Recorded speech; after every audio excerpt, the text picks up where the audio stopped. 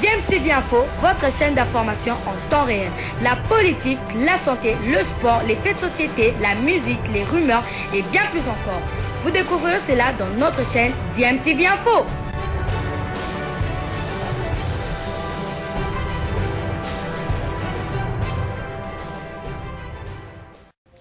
Vous êtes sur DMTV, bonjour ou bonsoir, tout dépend de l'heure à laquelle vous nous suivez. Tout le plaisir est pour nous de vous retrouver, mais surtout de savoir que vous êtes nombreux en train de suivre votre chaîne YouTube DMTV. DMTV qui vous propose l'actualité, mais vous propose également des analyses et des réflexions sur des sujets d'actualité, sur des faits sociaux ou tout simplement des réalités que nous observons ici chez nous en République démocratique du Congo. En cavale, après plus ou moins un mois, Daniel Massaro, neveu ou cousin de Vital Kamerhe, avait été arrêté, en tout cas en plein procès 100 jours, procès de Vital Kamerhe. Il était soupçonné d'avoir fait le lien entre Vital Kamerhe et l'homme d'affaires libanais Sami Jamal. Mais la question que d'aucuns se posent, c'est que fait Daniel Massaro en prison, à la prison centrale de Makala? Une question qui a été posée à la ministre d'État, ministre de la Justice, au cours de ce point de presse animé par Madame la ministre de la Justice ainsi que le ministre de la Communication et Médias, bien évidemment. Et à cette question, Madame la ministre, qui a donné l'impression en tout cas d'être un tout petit peu gênée, n'a pas été suffisamment claire. Je vous propose de l'écouter. Ensuite, nous allons nous retrouver bien évidemment pour enrichir notre petite réflexion aussi. C'est une question que nous nous posons depuis un certain moment. Comment un individu peut rester en prison autant de mois, pratiquement un an, sans avoir un procès? Et comment ça peut être possible dans un pays qui se veut sous état de droit? Comment cela peut être possible? Madame la ministre répond à cette question et nous sommes heureux de l'écouter. Voilà pourquoi nous avons jugé utile de partager cela avec vous, tout en vous rappelant bien évidemment que vous êtes sur votre chaîne DMTV. Si vous êtes nouveau ou ancien mais que vous ne vous êtes pas encore abonné, n'hésitez pas, abonnez-vous et n'oubliez pas d'activer la petite cloche de notification. Il suffira de cliquer sur celle que vous verrez apparaître dès que vous serez abonné, parce qu'elle vous permettra de ne plus rien manquer des prochaines vidéos que nous allons vous proposer. Suivant, nous nous retrouvons tout de suite après. Merci beaucoup pour la parole. Madame la ministre, la justice n'est pas seulement à l'Est, c'est sur toute l'étendue de la RDC. Quelle est la politique du gouvernement en ce qui concerne les désengorgements des prisons, parce qu'elles sont pleines partout? Avez-vous un plan de construction de nouvelles prisons? Si oui, par où allez-vous commencer? En venant ici, lorsque je disais aux amis que je venais au point de presse à la RTNC, convoqué par le ministre des Médias et des Communications et Médias, quelqu'un m'a chargé de vous demander: que fait Daniel Massaro, neveu de Kamerhe, en prison une année sans jugement?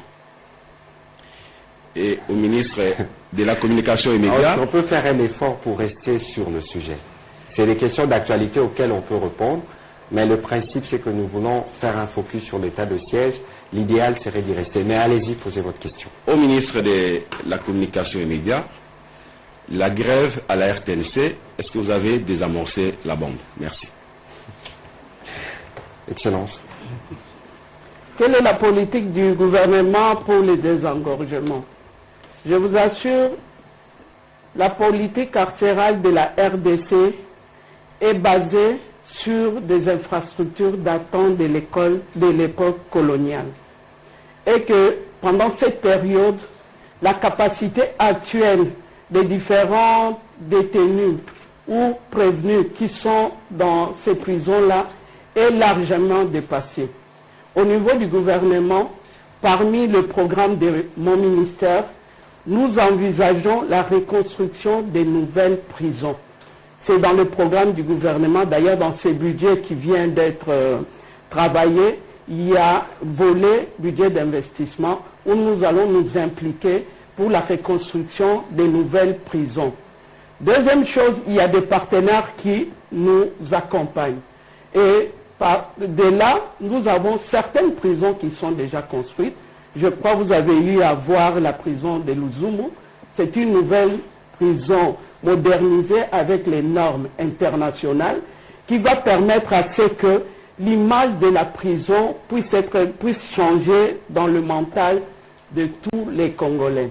Et la spécificité de cette prison, c'est le fait qu'on a le volet réinsertion, on a le volet agro-pastoral et on aide les différents détenus qui sont là-bas, puisque ceux qui sont là-bas sont censés passer les jours de leur condamnation. Ce sont ceux qui sont condamnés définitivement, qui n'ont plus de voie de recours.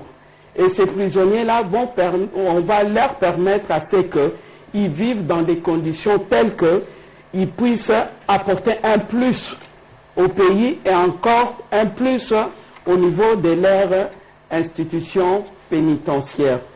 Et pour pouvoir désengorger, il faut effectivement avoir des prisons qui ont la capacité de contenir les différentes personnes qui doivent être là. C'est un processus, ce n'est pas quelque chose qui a commencé aujourd'hui, mais nous sommes déterminés au niveau du gouvernement à améliorer les conditions des prisonniers actuellement. La preuve, si vous allez aujourd'hui au niveau de Makala, qui est une prison que tout le monde peut fréquenter, vous allez remarquer qu'il y a un changement réel depuis que nous sommes à la tête de ce ministère-là, notamment par rapport à l'alimentation, par rapport aux soins médicaux. Et je suis persuadé, si on doit continuer sur cet élan-là, l'image de la prison va changer. Mais soyez-en sûrs, on s'y applique, on est conscient que les gens doivent vivre d'une manière normale dans les lieux de détention. Et je vous informe d'ailleurs, on est en pleine réforme du secteur pénitentiaire et que d'ici là, il y aura des nouvelles lois qui seront appropriées pour que ce secteur-là soit effectivement plus humain, plus compétitif et plus respectueux des normes internationales à la matière. À la deuxième question de Daniel Massaro, il faut reconnaître qu'on est dans un régime de séparation de pouvoir. Et que moi, en tant que ministre de la Justice, je ne m'occupe que de la politique de la justice nationale.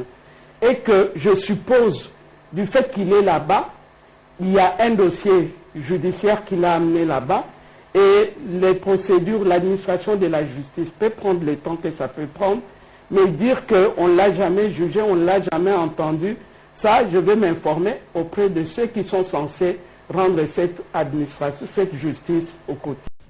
Voilà, nous sommes de retour. Vous venez de suivre la ministre de la Justice qui est restée, en tout cas de mon point de vue, évasive et qui n'a pas donné une réponse claire. Elle qui parle, bien évidemment, oui, on peut comprendre que la ministre de la Justice insiste sur cette indépendance de la justice, bien évidemment, et aussi de l'indépendance de chacune des institutions par rapport à d'autres. Là, il s'agit bien de l'institution judiciaire et de ce côté, nous avons l'exécutif même si elle est quand même l'autorité de tutelle aussi. Alors bon, je crois que tout Congolais a quand même droit à une justice équitable. Tout Congolais a tout simplement droit à une justice.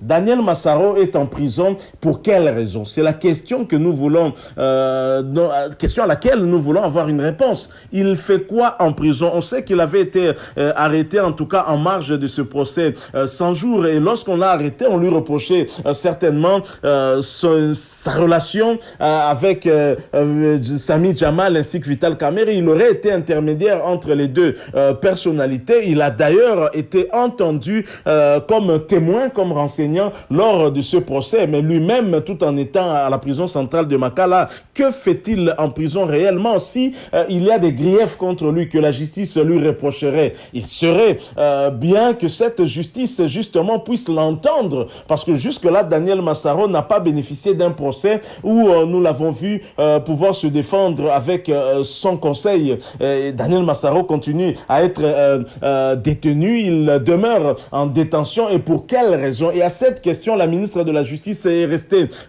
qui a été un tout petit peu gênée, est restée évasive. Elle n'a pas donné de réponse claire. Elle dit même ignorer le dossier. Elle dit qu'elle va chercher à se renseigner. Moi, je me pose la question, on est où là? Elle est quand même la ministre de la Justice. S'il y a un Congolais, une Congolaise qui reste en prison mais qui ne bénéficie pas de procès, je crois qu'elle devrait être informée. C'est quand même elle l'autorité des tutelles. On lui a posé la question sur la prison centrale de Makala, et ce n'est pas seulement un cas particulier à la prison centrale de Makala, c'est le cas dans toutes nos prisons, les prisons qui sont bondées et qui reçoivent des prisonniers au-delà de leur capacité, alors qu'il y a en même temps des prisonniers qui n'ont pas bénéficié de procès, et donc on ne peut pas savoir s'ils sont coupables ou pas, mais qui restent en prison. C'est une situation qu'on a toujours décriée depuis plusieurs années. C'est dommage quand même qu'avec le régime de Félix Tshisekedi que cela continue.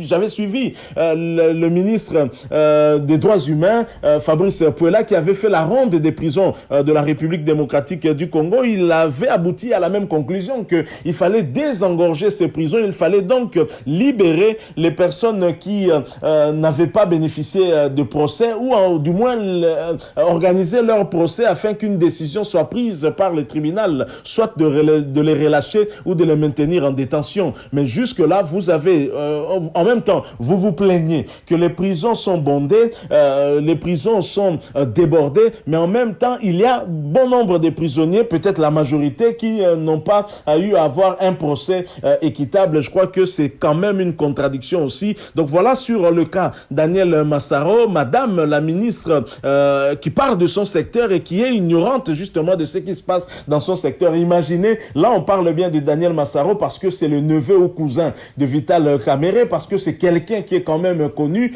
que les musiciens chantent, notamment Héritier Watanabe, c'est l'un de ses amis, et imaginez le Congolais lambda, le Congolais inconnu qui reste en prison et qui n'a pas de procès depuis plusieurs années parce qu'il y en a. Madame la ministre, aurait-elle des informations sur ce type de Congolais? Je ne pense pas. Si déjà, pour Daniel Massaro, elle ignore le tout, elle ne sait pas. Elle suppose que si Daniel Massaro est là, c'est parce qu'on aurait peut-être des griefs contre lui, c'est parce que.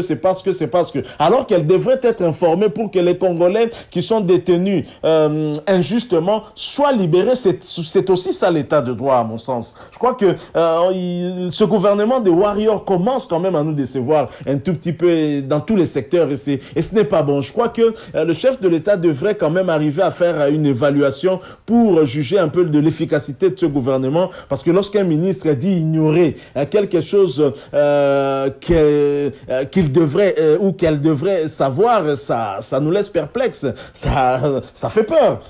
Vous conviendrez avec moi que c'est pas normal. Je crois que elle devrait être plutôt au courant et informée, surtout qu'elle est aussi juriste. Donc, et n'oubliez pas qu'on dit aussi nul n'est censé ignorer la loi. Donc, l'ignorance ne peut pas toujours constituer aussi une façon de se dédouaner de ses responsabilités. Merci à vous qui nous avez suivis. Nous sommes arrivés à la fin de ce sujet concernant en tout cas Daniel Massaro, puisque ça a été évoqué lors de ce point de presse des deux ministres, Madame la ministre d'État et ministre de la Justice, et le ministre Patrick Mouyaya, ministre de la Communication et Médias. Si vous l'avez aimé, laissez-nous un maximum de j'aime, likez donc cette vidéo. Merci de partager avec nous votre opinion en rapport avec ce sujet, et laissez-la nous à travers un commentaire. Abonnez-vous sur cette chaîne si vous êtes nouveau ou ancien mais que vous ne vous êtes jamais abonné. N'hésitez pas, abonnez-vous et n'oubliez pas d'activer la notification. Cliquez tout simplement sur la petite cloche que vous verrez apparaître dès que vous serez abonné, parce qu'elle vous permettra de ne plus rien manquer des prochaines vidéos que nous allons vous proposer. Encore une fois, merci à vous. Nous espérons vous retrouver bientôt avec un autre sujet d'actualité. En attendant, portez-vous bien et DMTV vous dit au revoir.